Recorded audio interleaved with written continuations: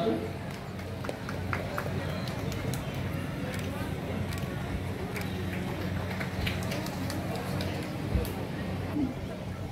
দিবলৈ অনুৰোধ জনাইছোঁ।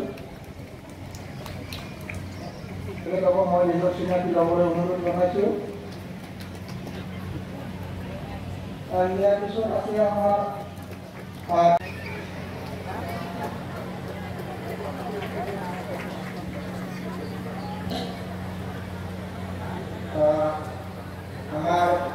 আলহী চিনাকি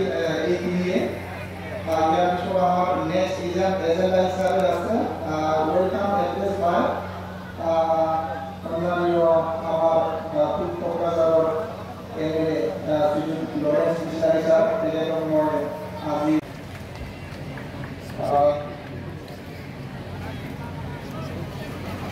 আজি অঞ্চলত লৈ পেলাই চালাকাটি পৰিষদীয় সমষ্টি হৈছিল। এইটো আছিল কোকৰাঝাৰ পূব আৰু চিডলি দুটা বিধানসভা সমষ্টি আছিল, যাৰ কাৰণে দুটা বিধানসভাৰ পৰাও ইয়াত কাম কৰাৰ এটা সুবিধা আছিল। অসমত যেতিয়া পুনৰ সমষ্টি নিৰ্ধাৰণ কৰা হ'ল, পুনৰ সমষ্টি নিৰ্ধাৰণ কৰাৰ পিছত এই চালাকাটি আগতে দুটা আছিলে, কিন্তু এতিয়া তিনিটা সমষ্টিত বিভক্ত হ'ল। 3 নম্বৰ কোকৰাঝাৰ, বাওটুংগুৰি সমষ্টি,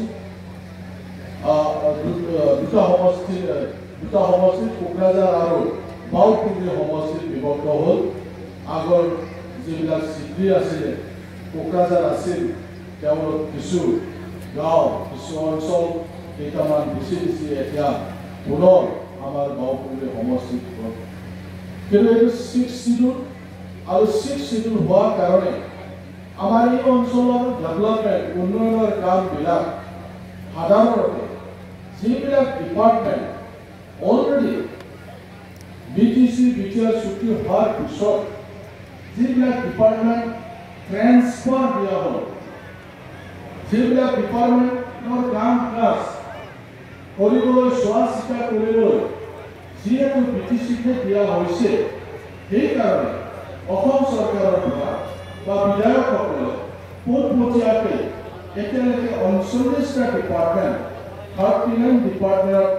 আমি কাম নকৰোঁ, পোনপটীয়াকৈ আমাৰ BTR চৰকাৰেহে কৰে। সেইকাৰণে আপোনালোকে ভাবে যে আমি MLA ঘৰত গ'লেও MLA এইটো কৰি দিব পৰা নাই। চিকিৎসা এই বাওটুংগুৰি সমষ্টিয়াव गोग्लैबाय ना नारांगिरि आरो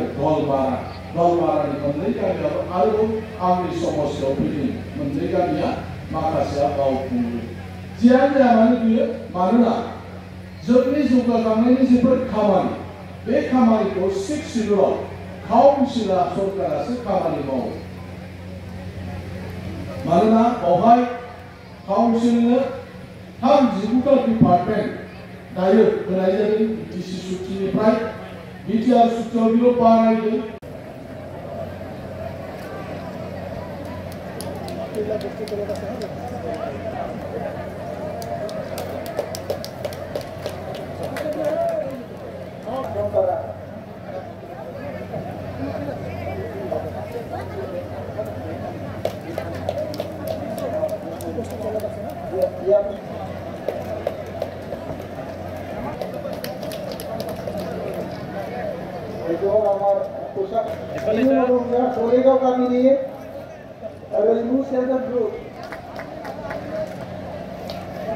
कारण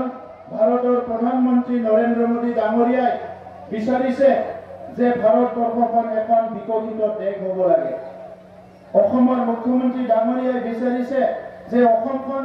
এখন উন্নত ৰাজ্য হ'ব লাগে। আৰু আমিও বিচাৰিছো বড়োলেণ্ডখন এটা উন্নত অঞ্চল হ'ব লাগে। এই কাৰণে বিকশিত ভাৰতত বড়োলেণ্ড অঞ্চলৰ প্ৰত্যেকটো গাঁও, প্ৰত্যেকটো অঞ্চল উন্নয়ন হ'ব লাগিব। আৰু যদি উন্নয়ন হ'ব লাগে, যি চৰকাৰী আঁচনি আহিছে, এই চৰকাৰী আঁচনিবিলাক ৰাইজে পাব লাগিব, ৰাইজৰ ওচৰলৈ গৈ পাব লাগিব। আমি বহুত সময়ত দেখিছো যে PMৰ ঘৰ দিছে, আজি চালাকাটিত কিমান ঘৰ পাইছে। BPFৰ দিনত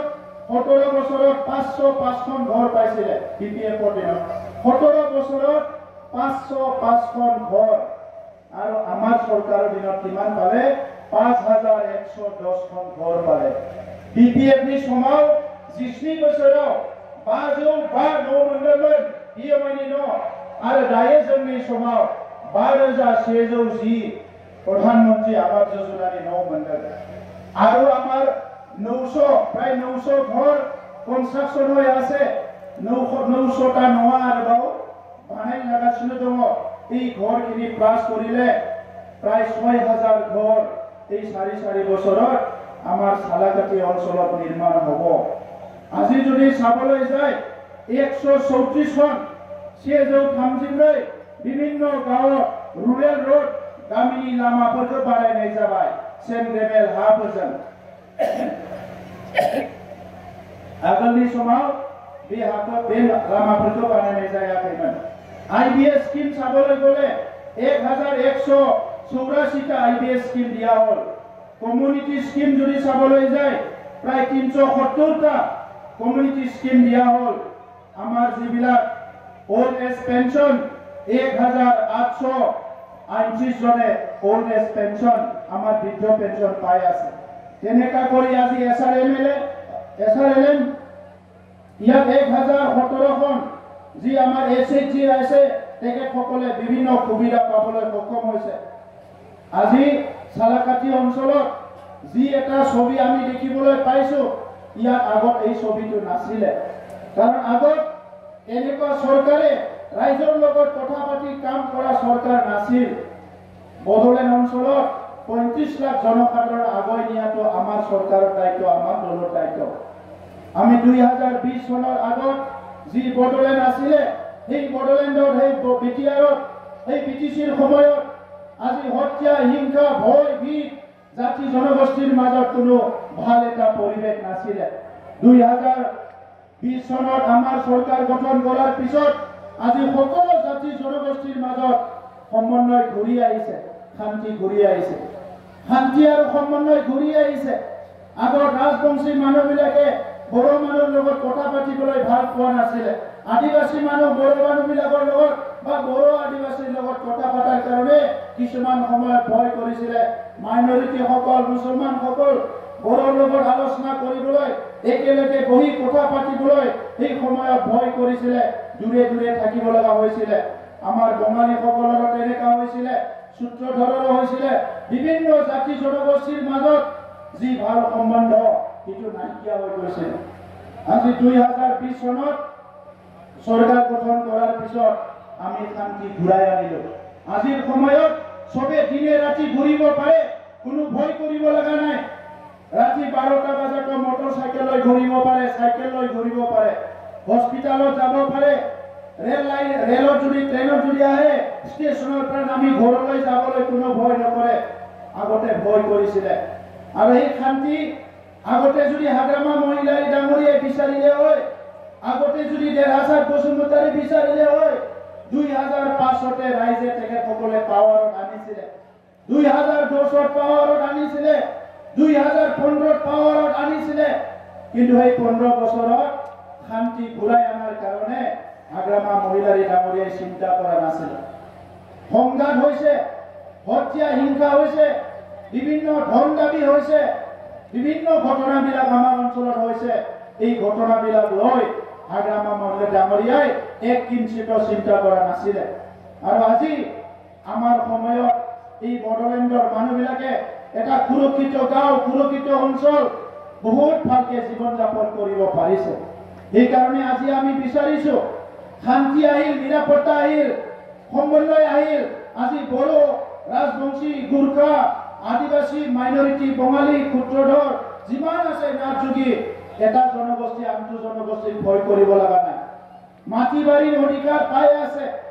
আগতে মাটি বাৰী কিনা বেচা বন্ধ আছিল আমাৰ চৰকাৰৰ দিনত মাটি বাৰী কিনা বেচা বন্ধ নাই সবে মাটি কিনিব বাছে বেচিব পাৰে ঢলমাৰা অঞ্চলত মই গৈছিলো তাতে এবাৰ মানে এটা নাটক হল ইলেকশন কৰিব কিবা কৰিব আমাৰ চৰকাৰ আহৰ আগত আমাক বদনাম দিলে আমাৰ দলৰ চৰকাৰ আহিলে মানুহক খেদিব মাটি বাৰী নিদিব একো নিদিব আজি 4-4টা বছৰত 3,23,000 পৰিয়ালৰ মাটিৰ সমস্যা সমাধান হ'ল।